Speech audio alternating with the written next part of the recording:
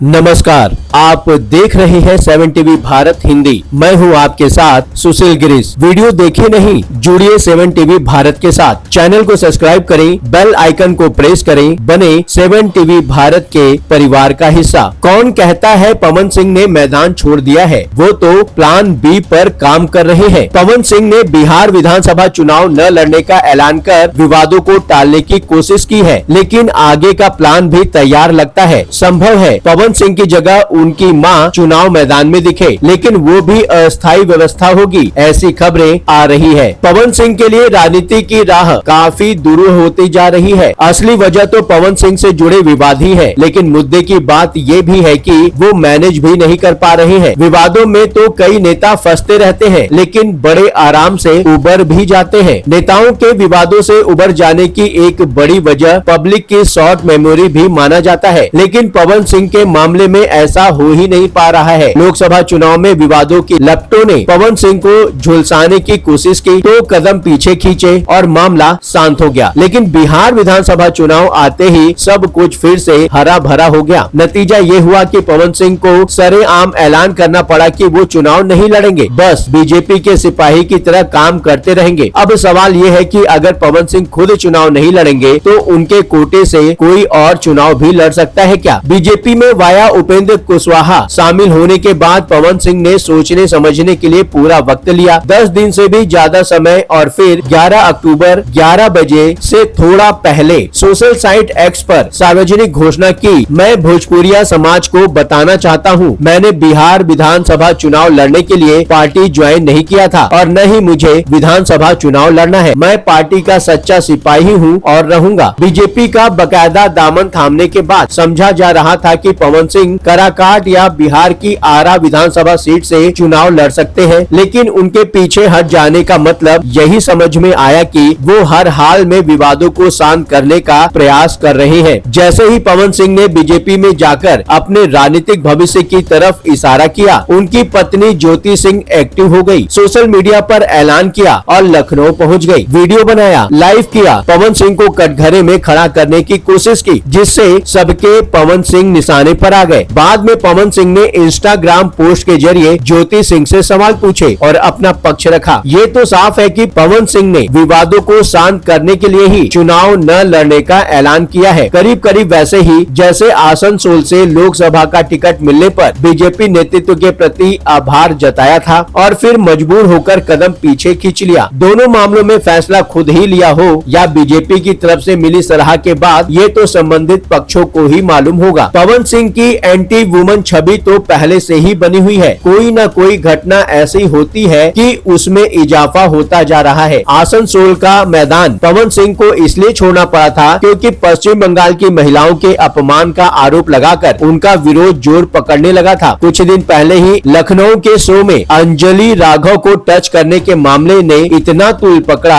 कि माफी मांगनी पड़ी थी, और जैसे ही विवाद थोड़ा शांत हुआ, ज्योति सिंह ने धावा बोल दिया। बेशक बीजेपी पवन सिंह की लोकप्रियता को भुनाना चाह रही है, लेकिन विवादों की वजह से मामला जोखिम भरा लगा तो कदम पीछे खींचना ही सही रास्ता रहता है। वैसे भी वाई कैटेगरी की सुरक्षा यूं ही तो नहीं दी गई होगी। ये भी ठीक है कि पवन सिंह को विवाद के बदले कदम पीछे खींचने पड़े हैं, लेकिन महत्वाकांक्षा खत्म तो हुई नहीं है, और इसलिए सवाल ये उठ रहा है कि पवन सिंह नहीं तो उनके कोटे का टिकट बीजेपी किसे देगी? पवन सिंह ने भले ही कदम पीछे खींच लिए हो, लेकिन ज्योति सिंह के कदम तो रफ्तार भरने लगे हैं। पवन सिंह के चुनाव न लड़ने के ऐलान करने से ठीक एक दिन पहले ज्योति सिंह जन सुराज पार्टी के नेता प्रशांत किशोर से मिलने पहुंची थी। इस बीच ज्योति सिंह के विधानसभा चुनाव निर्दल लड़ने की भी चर्चा हो रही है। हालांकि ज्योति सिंह के पिता राम बाबू सिंह का कहना है कि अगर पवन सिंह उनकी बेटी को अपना ले तो वो चुनाव नहीं लड़ेगी। लगे हाथ कराकट को वो बेटी की पसंदीदा सीट बता रहे हैं, क्योंकि लोकसभा चुनाव में ज्योति सिंह इलाके में काफी सक्रिय थी। 10 अक्टूबर को प्रशांत किशोर और ज्योति सिंह की मुलाकात करीब 20 मिनट चली थी। मिलने के बाद ज्योति सिंह का कहना था, मैं यहाँ चुनाव लड़ने या टिकट के लिए नहीं आई हूँ। मेरे साथ जो अन्याय हुआ है वो किसी और महिला के साथ ना हो। मैं उन तमाम महिलाओं की आवाज बनना चाहती हूँ। चुनाव या टिकट को लेकर कोई बात नहीं हुई है। प्रशांत किशोर ने भी ज्योति सिंह की बातों को एंडोर्स किया था। प्रशांत किशोर का कहना था कि वो पारिवारिक मामले में दखल तो नहीं दे सकते, लेकिन अगर किसी महिला के साथ अन्याय होता है तो जन सुराज वहां मजबूती से खड़ा मिलेगा। अब पवन सिंह की जगह उनकी मां प्रतिमा सिंह के चुनाव लड़ने की खबर आ रही है। ये खबर सूत्रों के हवाले से मीडिया रिपोर्ट में नजर आ रही है। बीजेपी के ही सूत्रों के हवाले से बताया जा रहा है कि पवन सिंह और बीजेपी के बीच ऐसे ही डील हुई है, क्योंकि पवन सिंह इस